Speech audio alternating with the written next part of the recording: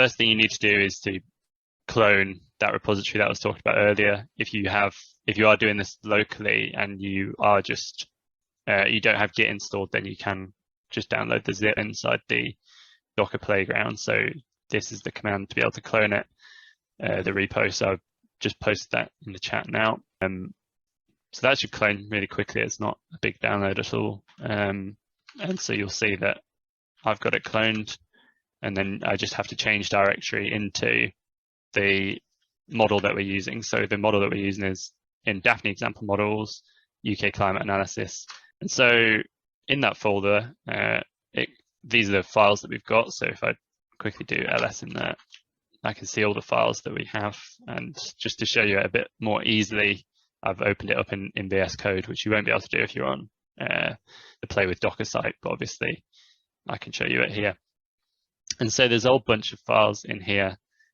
Some of them are Python files, which are, the actual code of the model that makes it run. But I won't go into too much detail about those Python files because I don't think that's kind of the aim of this session. And obviously, if you're not familiar with Python, it probably won't make a lot of sense. But the whole idea of this model is to kind of take the UK CP9 data set, which was collected by the Met Office, and it kind of looks at the last 70 odd years of weather data in the UK. And then it tries to make predictions of what the next 5 years will look like. It was written by this guy from Liverpool University.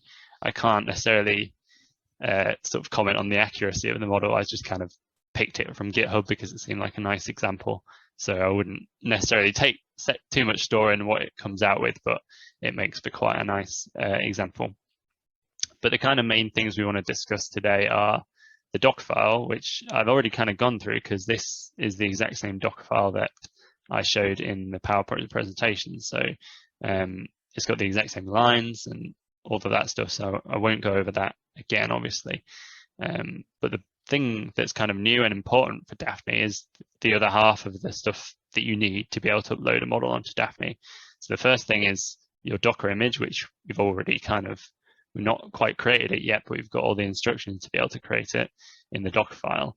And the other side of the things that you need is the metadata. So the stuff about your model to kind of explain it to other users and to kind of give an idea of what comes in and what comes out of the model.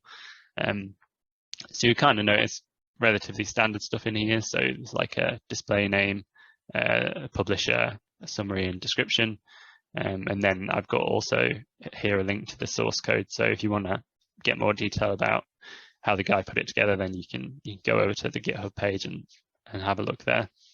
But the kind of interesting part and the bit that I want to talk about the most is this section down here, which is the inputs to the model. So on DAFNI, we have two different types of input that a model can take.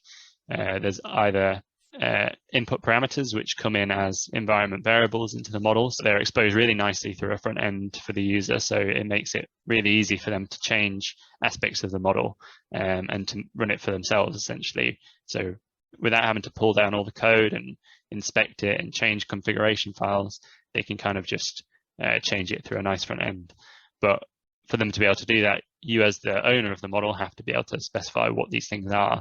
So in this model, essentially most of the parameters are Boolean parameters, so yes or no, and it kind of governs whether you're processing certain parts. So you can kind of turn off the processing of sunshine, snowfall, and maximum temperature data and just process rainfall, so that the model runs a lot more quickly, but you don't get the full extent of the results, if that makes sense. So these, like I say, are exposed as environment variables in the container. So your model just has to pick those up and run with them. We have lots of different types of parameters that you can put in. So you'll see obviously the Boolean ones up here, but then we've got like string ones down here as well. And you can specify options for the string type. So you get a drop down of the parameters that go into the model. We also have numerical based parameters where you can specify a minimum and maximum for the values, so that a user can't enter an erroneous value, if you like. So there's quite a lot of stuff you can do with these kind of parameters.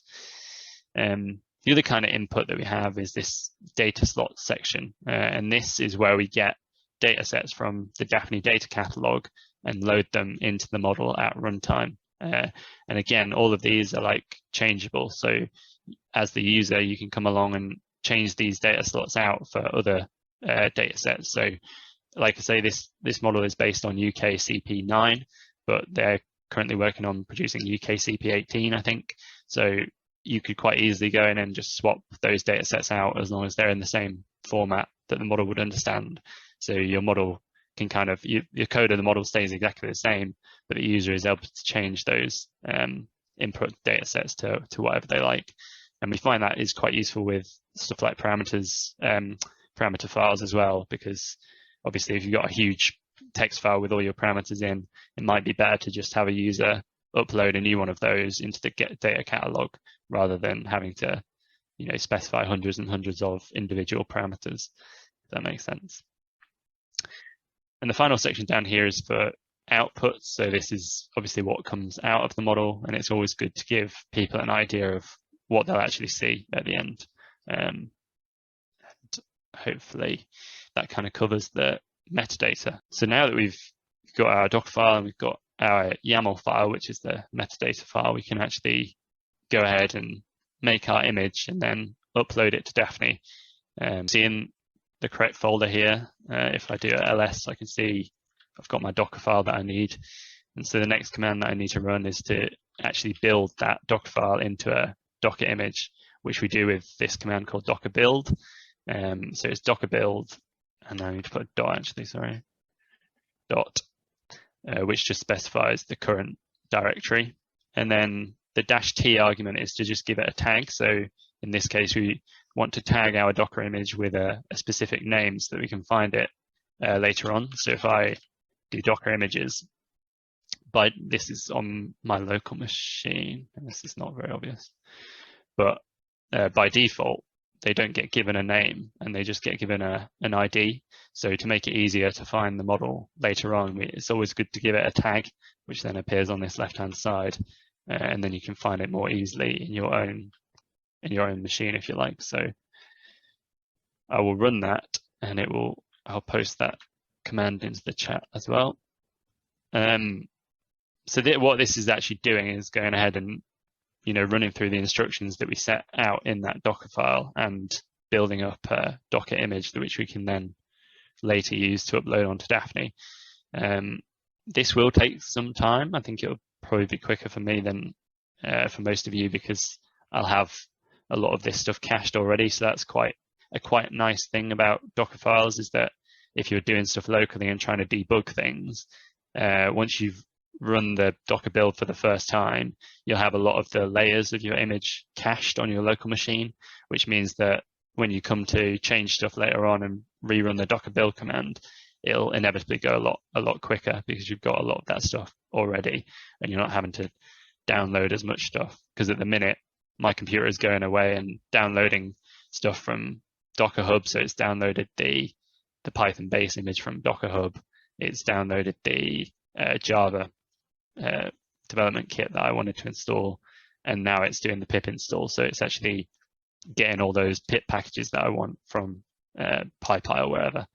So it does do quite a lot of downloading at this point. So now that we've built our Docker image, hopefully, well, the next thing we need to do is to zip up the image. So we try to compress it as much as possible so that the upload to DAFNI is as quick as possible, because you don't want to be waiting for a huge image to upload.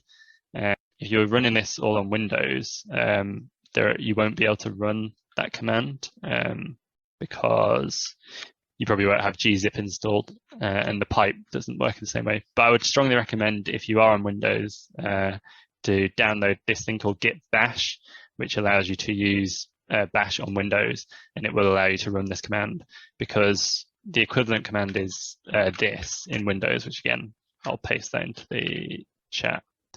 But this doesn't do any compression on the image at all, so you get quite a big resultant image, which means that the upload takes longer, and everything about your workflows using that model will take longer, because it will just be a bigger thing to shift around on DAFNI. So yeah, I would strongly recommend downloading git bash if you are planning to upload models to DAFNI, because it will make this a lot less painful later on, essentially. But hopefully you've seen the commands are quite well. Hopefully it's not many commands to be able to put together to be able to create this image. And although it kind of maybe seems quite technical, it's kind of not. Once you've if you're technical enough to write a model and produce some kind of results, then you're technical enough to be able to create a Docker image. And we've got a Slack channel where we can help you out, or we're happy to do individual calls if that helps as well. So we're there to help you if you do run into problems with this, but it shouldn't be that complicated. Hopefully, as long as you get Docker installed on your machine, I think that's the main key. But